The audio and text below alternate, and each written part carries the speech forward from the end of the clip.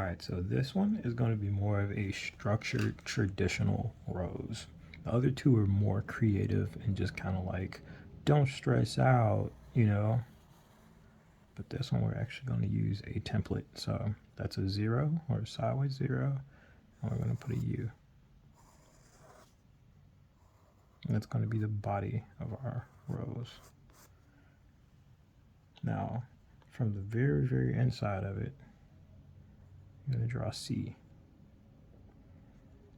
And from the C, you'll put some branches because that's where it's blossoming from.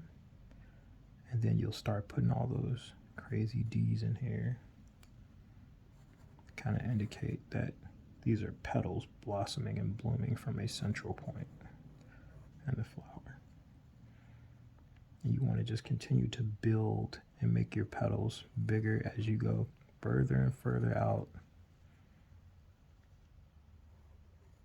Then you want to add a little bit of depth and lips to the flowers. Then just kind of work your way around. It's easier if you do it like in a clockwise or counterclockwise, depending on how your brain works. And you just build it. Because if you kind of go all over the place, your petals won't fit in all together. So just kind of work from the inside to the outside. And go back and fix any parts that might not make any sense at the time. And you just keep building. So we got this part here. We're gonna just kind of indicate that this is opening up.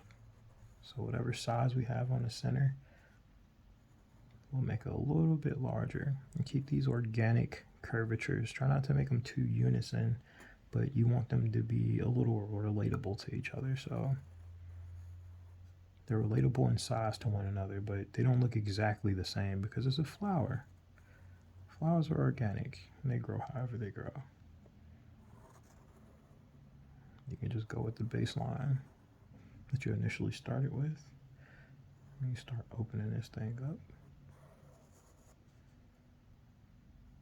Then you can bring that baseline back into what you were drawing. And then your stem, you want it to go along with the curvature of your rose because that's where it grew from. It's like a real one. And if you need to Google references, that helps out too, so you can see like these little bulbous areas where it's stemming from and how the stem is thicker and comes down to a little thinner, even where the leaf kind of branches out.